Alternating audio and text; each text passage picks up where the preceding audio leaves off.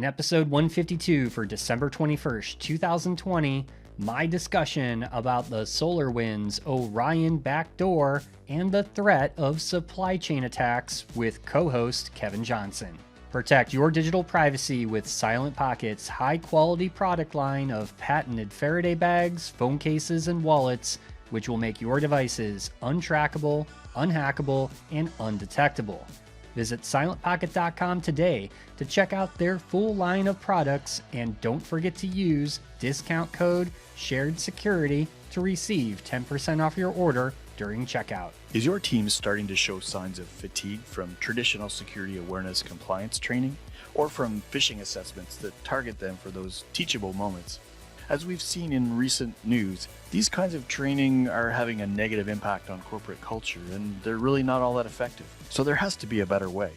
ClickArmor is the first gamified learning platform that helps build a self-defending team through engaging learning challenges and exercises. Its unique lesson templates, built with proven gamification techniques, let people learn and exercise important defensive concepts in a safe and fun environment. Whether you need to quickly deploy a training solution that gets people to stop clicking on things immediately, or you've got your own boring content that needs to be put into a more interesting user experience, ClickArmor can help. So go to clickarmor.ca/sharedsecurity to learn how to build a self-defending team. Welcome to episode 152 of the Shared Security Weekly Show, and I am joined this week by newly crowned co-host Kevin Johnson. Welcome. Very clear. I did not get a crown. Well, I'm going to mail you one. Okay. It'll be one of those Burger King crowns that you get, you know. Ooh, those are the best ones. Like that? They are.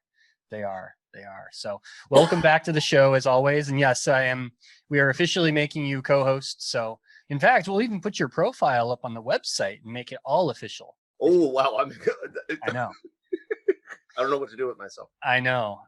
So this week, I wanted to talk about the big news this week, which was the SolarWinds Orion malware backdoor that was installed all over the place. It looked like 18,000 customers of SolarWinds were infected. Now, this goes back to last week where I talked about the FireEye breach.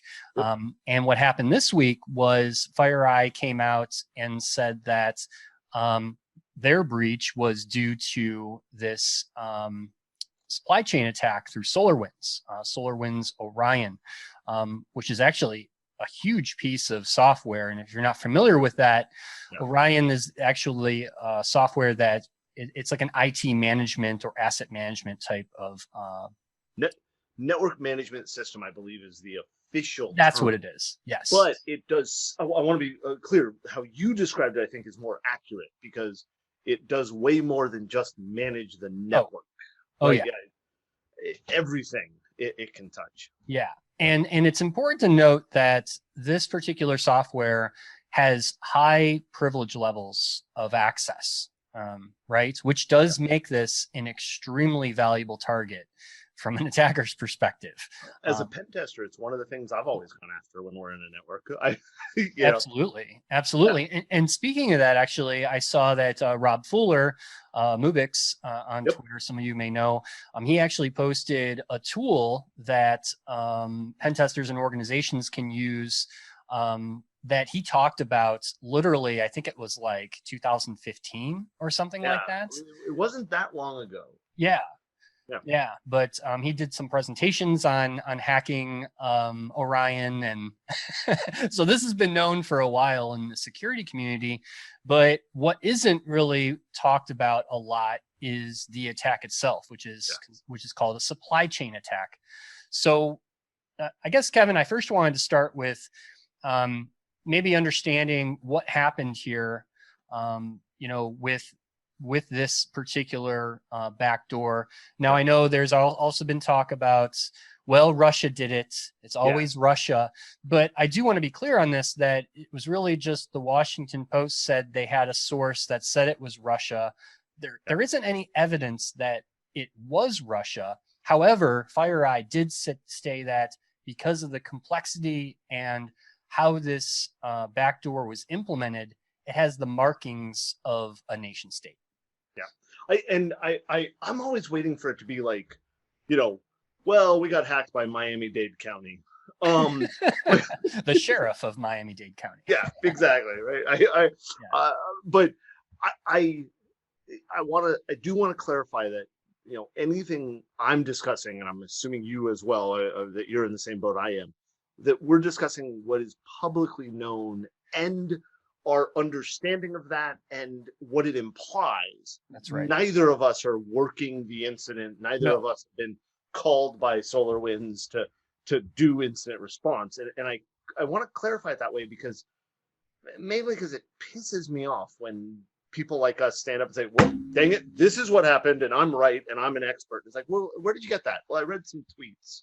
If it's on Twitter, it's true. Right? No, it must be true if it's on Twitter. Everything is true on Twitter. My understanding is an attacker compromised the SolarWinds itself, got access, and put a backdoor into the update process. So when customers pulled down the latest patch, and I'm probably going to mess this up, but I want to say that it was in March. When was it? Yeah, it was like March 2020 is when they uploaded the malware, right?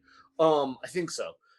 They compromised the update process. So when customers pulled down the update, they were actually installing an update that had a backdoor in it. And that backdoor then communicated through a control channel to pull down other malicious files and give access to the network. That I think is really important because this is unlike the typical, you're running a piece of software, like you're running SolarWinds and there is a vulnerability in the package. And so I compromised your version or your installation of SolarWinds. This was, they compromised the provider of the software, the supplier, and it got it into the supply chain. And this is, in my opinion, one of the biggest nightmares people could have.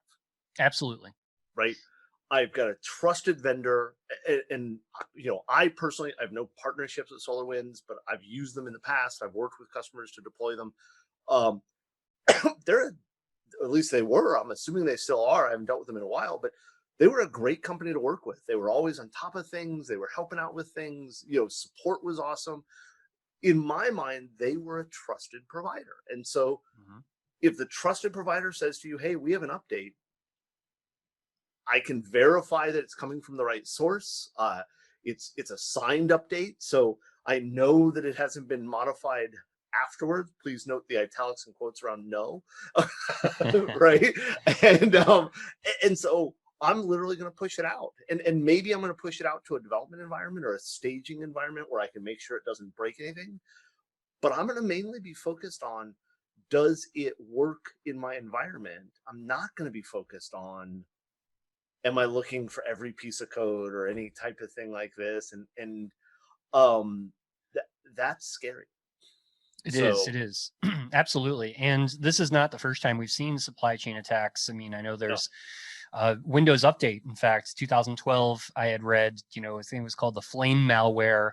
Now Microsoft wasn't compromised, as in this case, like we see with SolarWinds, but it was actually the Windows Update service itself that's running on your computer was compromised and had fake updates sent through that. And that's one way. There's the CC Cleaner app, which both you and I both laughed that isn't that spyware, but whatever. Yeah, I was like, wait a minute. And I think more of the biggest one last year, it was Asus, the computer manufacturer. They're called Asus Tech, their company name, but they had their live update utility that was compromised to distribute malware. So again, and imagine that one, how many thousands and thousands of computers are installed with these update utilities. I have an Asus sitting on the desk over there. Right.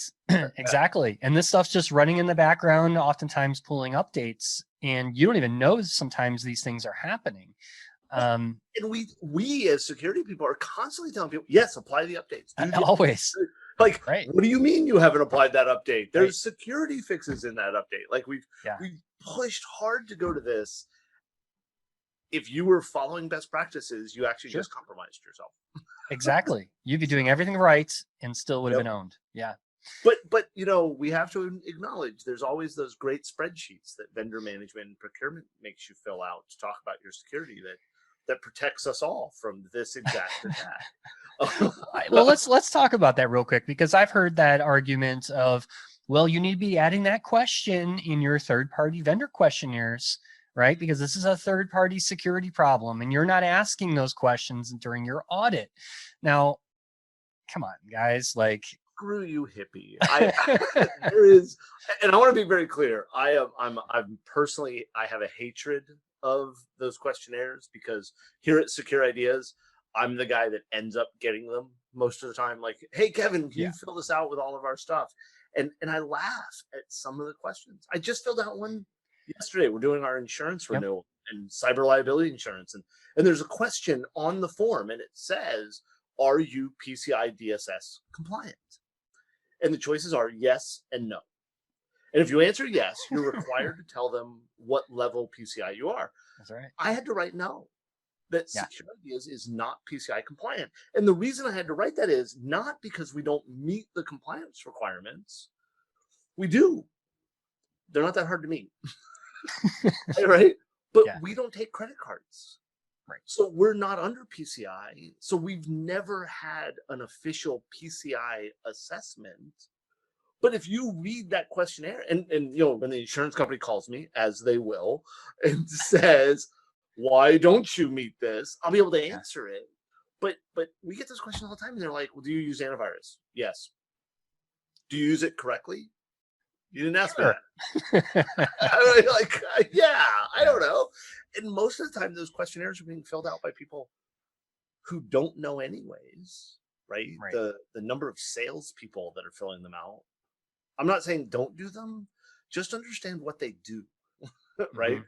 That questionnaire, in my opinion, is mostly a compliance checkbox. So when there's a lawsuit, you're able to say, you didn't answer that question correctly. They're not an actual protection, right? And of course, it goes back to the, what we talk about a lot is compliance is not security. So, yes.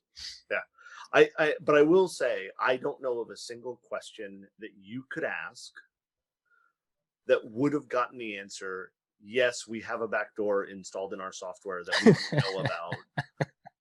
But don't worry, we'll get to it in December. Right. There's no question that's going to ask that. This is one of the reasons why we tell people that they should be pushing their product vendors for details. And I understand. I think we just said this the other day. I understand that we have a problem that the good people, the blue team, if you will, doesn't share as well as the adversaries, right? I can't tell you what my security controls are, because if I tell you, I'll have to kill you or something like that. We don't share information, and we need to. And so, like, picking on SolarWinds, if you're buying SolarWinds software, you should be asking them for what is your software development process? How are you protecting the code base? How are you verifying that the updates you push match what you have in source control? And there hasn't been, right? Not fill in this spreadsheet. No, tell us how you're doing it. Describe it. There should be essay questions. I'm sorry. And then somebody with expertise should be evaluating and discussing the answers with the vendor. It's going to be a lot of work. This is not going to be easy and the checkbox anymore. But you really should be doing those assessments. And if you're a vendor deploying software like SolarWinds, it shouldn't be that hard, because you should have those answers already. Yeah. Right? Yeah. And I think that we also need to start educating software vendors more about doing more threat modeling. Yes. Right. And, I think the message is, okay, you're going to get hacked. It's inevitable, and you need to prepare for that. So I think it becomes more of a conversation of containment versus, oh my gosh, we have to protect against all these threats because, well, there's just too many to protect against. But specifically around the supply chain, that attack in particular, I think in the next 5 years I mean, we're going to see a dramatic rise, because now I think this incident is a use case, right, for attackers of, look how successful this was. And now you might see ransomware attackers utilizing the same thing. Imagine how much money they could have made. I think it was like Dave Kennedy quoted in one of those articles. He was saying they would have made so much money in one incident, a malware gang, ransomware, through doing the same attack. You have to think of that, but I think it is more of a conversation of threat modeling, containment.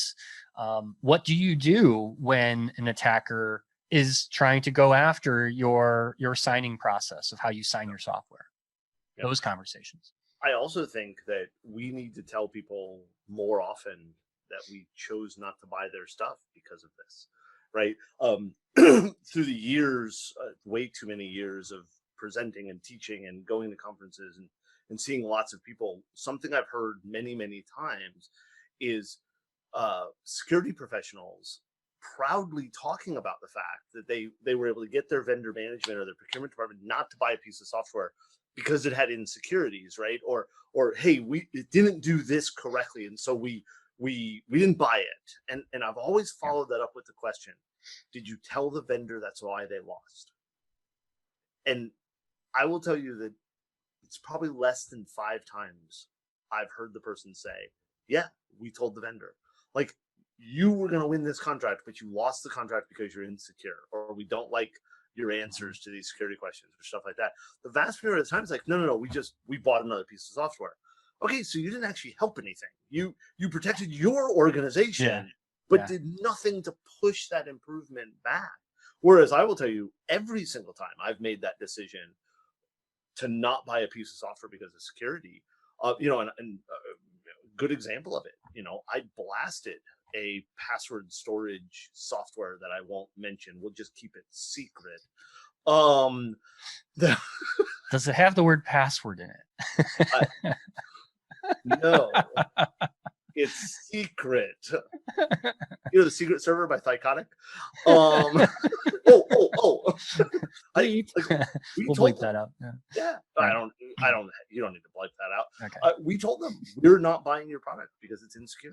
Your deployment. Yeah. And I'll give you the example just so people are like, you found a backdoor? No, I didn't. Their deployment instructions don't actually use HTTPS for the web interface. And when we asked them about it, they're like, "Oh yeah, I guess you could do that." Like, what? Could do that. We could do that. And we get that feedback, right? Like, we've chosen not to buy your software because of it. And my understanding is they fixed that problem, right? Because you hit them in the pocketbook, right? I'm not making the money I need to pay my people because of this. So yeah, it's important. Yeah, and you wonder how many lawsuits are going to be coming. Because of this as well. The lawyers are salivating. Oh yeah. So yeah, it's going to be interesting to see what happens, and hopefully in the coming weeks we'll get more details of how did the attacker get in, if they got in at all. Because I've even read some speculation. I know this was on Twitter, but some people saying, well, what if it was an insider threat?